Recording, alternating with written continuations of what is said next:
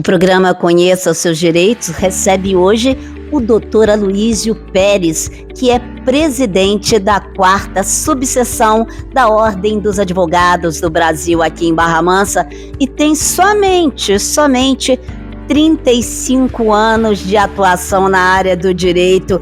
Isso é um privilégio, hein, doutor Aloísio? Privilégio todo meu, Jane, ser entrevistado por você, uma jornalista tradicional da nossa cidade e hoje advogada. Isso para a Ordem e para mim, que sou presidente, é um orgulho muito grande de receber hoje aqui na subseção e ser entrevistado por você.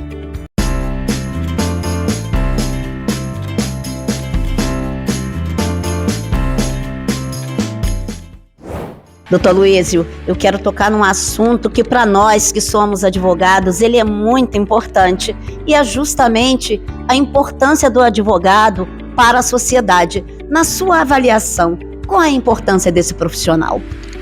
O advogado ele é essencial à administração da justiça. Tem um desembargador do TRF que ele fez um artigo que eu gostei muito, que ele diz que o advogado ele é sempre parcial. Ele defende o seu constituinte e a boa aplicação do direito. A advocacia, principalmente a criminal, ela tem recebido muitas críticas, mas o advogado ele precisa dessa independência, que essa independência não é do profissional, essa independência é da sociedade. Então nós precisamos ter essas garantias para melhor defender a sociedade. Advogado não defende bandido, advogado defende a boa aplicação do direito àquela pessoa que está sendo acusada. Isso ocorre em outros ramos do direito do trabalho, direito civil, direito de família. Então, a sociedade não deve criminalizar a advocacia, Jane. A sociedade ela tem que garantir ao advogado o exercício pleno de suas atividades para defender todos. Então, muita gente fica com raiva do advogado. Não fica com raiva do advogado. O advogado, ele não é indispensável à administração da justiça. Ele é imprescindível, é muito mais do que indispensável. E nós temos assento, a nossa profissão tem assento e garantia constitucional. Então a Constituição prevê que nós somos indispensáveis. Mas eu vou mais além, copiando esse desembargador do Rio, Reis Fried, que diz que nós somos imprescindíveis. Doutor Aloísio, de maneira geral, a figura do advogado, ele garante, ou pelo menos deve garantir, a justiça no nosso país, né? E fora do país também. Agora, no ambiente do direito do trabalho, qual a importância da figura do advogado? O advogado no ambiente do trabalho, ele orienta as partes envolvidas na relação de emprego ou de trabalho, como atuar. Hoje o direito do trabalho está muito evoluído, Jane. Hoje você tem que garantir um ambiente de trabalho tranquilo para o empregado e o empregado também tem que exercer suas funções compatíveis de acordo com o contrato de trabalho. Exercendo a sua atividade, também não pode cometer deslizes. Então hoje, por exemplo, o empregado que às vezes quer ser despedido, ele começa faltando ao trabalho para provocar o empregador a despedi-lo. E um empregador bem orientado vai puni-lo com advertência, suspensão, até culminar com a dispensa por justa causa. Muitos entendem que a justa causa só cabe até ouvir isso de um fiscal se roubar ou se matar. Não. A dispensa por justa causa do empregado tem vários fundamentos legais. Violência contra colega, salvo em legítima defesa, falta, desídia, insubordinação, mau procedimento, improbidade. A improbidade não quer dizer que o empregado tenha que causar um prejuízo financeiro à empresa monstruoso. A improbidade deve ser interpretada como sinônimo de desonestidade. Então, um exemplo prático. O empregado entra na empresa e pede um colega para bater o ponto às 8, mas ele só chega às 9. Ele está sendo desonesto. Um ato só desse cabe justa causa. Então o empregado deve cumprir sua missão e o empregador também a sua. Então, assistidos por advogado, principalmente o empregador, ele garante não só o seu direito, mas respeita o direito do empregado também. Então o advogado também é imprescindível numa relação capital-trabalho. Então, as empresas hoje estão bem assessoradas e os empregados idem. E isso garante o quê? Ao final, se tiver uma lide, a aplicação correta da lei. Todas essas regras, elas também se aplicam ao serviço público?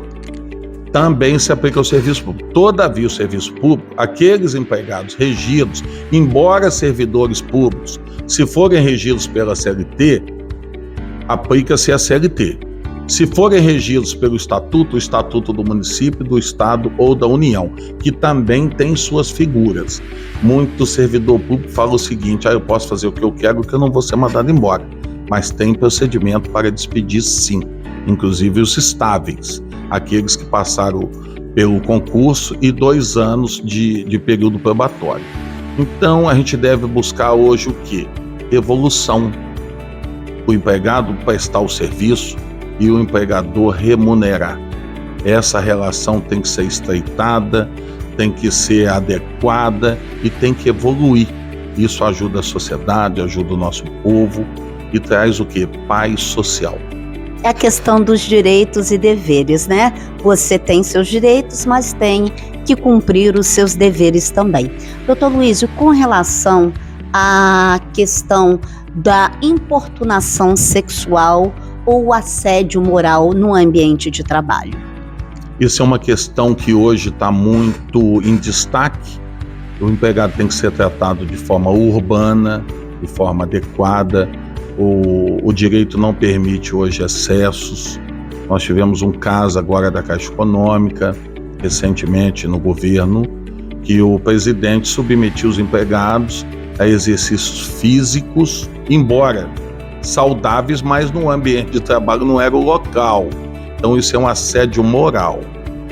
E a importunação sexual, o assédio sexual, quando algum superior, que não precisa ser só o proprietário da empresa ou o diretor sócio, pode ser um gerente, importuna o empregado com pedidos de envolvimento emocional, o empregado deve sim buscar os seus direitos. Ele pode inclusive aplicar o patrão, comunicar ao empregador que, se não tomar providência, aplicar ao empregador a justa causa, que é a rescisão indireta. Então o empregado pode ajuizar a ação e pedir o juiz para declarar a rescisão indireta, e nesses casos ele recebe a indenização como se tivesse sido despedido sem justa causa. Agora, quem é vítima dessas duas situações? Ela precisa produzir provas ou basta apenas comunicar ao empregador? Hoje nós estamos num sistema muito evoluído, telefone, gravador, WhatsApp. Então hoje no direito tem que ter prova, pelo menos um início de prova robusto. O patrão me assediou sexualmente ou moralmente, mas qual é o assédio moral ou sexual? Tem que apontar. Ele me convidou para sair com ele, para jantar com ele, para ficar com ele, mas como é que ele te convidou? Ninguém sabe, ninguém viu, ele se comporta, tem que ter um início de prova. Então o empregado deve ficar atento e o empregador idem. O empregador também tem que ficar atento à conduta do empregado. Então a prova hoje ela pode ser colhida de qualquer forma, tá certo? Filmagem, gravação, mensagem, com testemunhas. Geralmente esses casos de importunação sexual, os outros empregados também já passaram por isso e podem ser testemunha. A indenização é pesada, embora a CLT hoje tenha o limite de indenização leve, grave, em quantidade de salários, mas essa questão está sendo discutida para sair fora desse limite. Então o juiz vai sopesar para ser uma reparação, mas também não ser um enriquecimento da parte. Mas o empregado também tem que ficar atento. Se fizer uma acusação dessa indevida, também pode responder numa reconvenção por dano moral. Porque acusar um empregador e não tem prova nenhuma, não tem indício, é uma acusação às vezes indevida, também responde, tá? As vítimas, tanto da importunação sexual quanto do assédio moral, elas ainda têm uma certa resistência a fazer esse tipo de denúncia com receio de ser mandado embora, doutor Luísio? Tem sim, isso é muito comum, mas o empregado ele tem que rescindir o contrato. Como é que ele vai continuar nessa situação? Agora, todo mundo que está com o contrato em andamento não está impedido de ajuizar a ação, não. Isso é um direito. Muita gente acha, não, eu tenho que sair da empresa para ajuizar uma ação. Não, pode ajuizar uma ação trabalhando, tá certo? Isso aí é um direito. O ajuizamento de ação não precisa extinguir o contrato. Pode ser no curso. Isso vale para qualquer direito que esteja sendo violado no direito do trabalho? Qualquer direito. O empregado tem o direito de aplicar justa causa ao empregador, que é a rescisão indireta, mas pode postular trabalhando. Não depositou o fundo, pode postular trabalhando. Não recebi férias, já passou o período concessivo, que eu tenho o aquisitivo, que são os 12 meses que a pessoa adquire o direito, e os 12 seguintes para concessão do direito. Férias não sendo concedidas no período de 12 meses subsequentes aos 12 de aquisição, a empresa tem que pagar. O tribunal está tirando a dobra, tá? Está mandando pagar de forma simples. Doutor Aloysio, no direito do trabalho, eu trabalhei em alguma empresa, numa determinada empresa, fui demitida, mas alguns direitos não foram cumpridos. Qual é o prazo que eu tenho para impetrar uma ação na Justiça do Trabalho? 2 anos a contar do fim do contrato. Só que a gente tem que analisar o seguinte: se o aviso é indenizado, ele soma-se ao período. Então, se o empregado foi despedido dia 15/7/2022 e o aviso foi indenizado, o contrato projeta por mais 30 dias se ele trabalhou 1 ano. Por mais 33 dias, se mais de 1 ano, 36, 2 anos, e a cada ano acrescenta 3 dias. Então, somando isso ao contrato, no final conta os 2 anos. Mas é bom ajuizar dentro dos 2 anos a contar da extinção do contrato, de fato, para evitar dor de cabeça. Não corra o risco, entre com 2 anos. A gente teve recentemente, a reforma da CLT. O que efetivamente mudou no direito do trabalho? O que mais chamou a atenção é que o trabalhador estava sendo condenado a pagamento de honorários na parte que ele não conseguia êxito.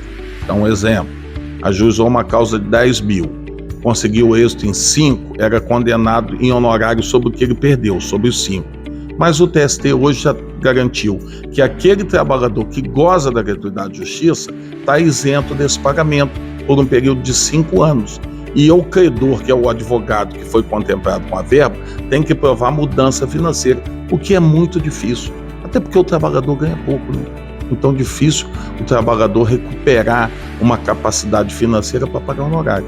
Então, decorridos 5 anos, não provou a mudança, não paga. Na prática, esse pagamento não tem sido efetuado. Doutor Aloysio, eu agradeço a sua participação aqui no programa Conheça Seus Direitos e a gente espera recebê-lo outras vezes com assuntos de relevante importância para toda a sociedade. Eu que te agradeço. É um prazer ter você aqui na OAB comigo, na Comissão de Jornalismo, e vamos nos encontrar várias vezes.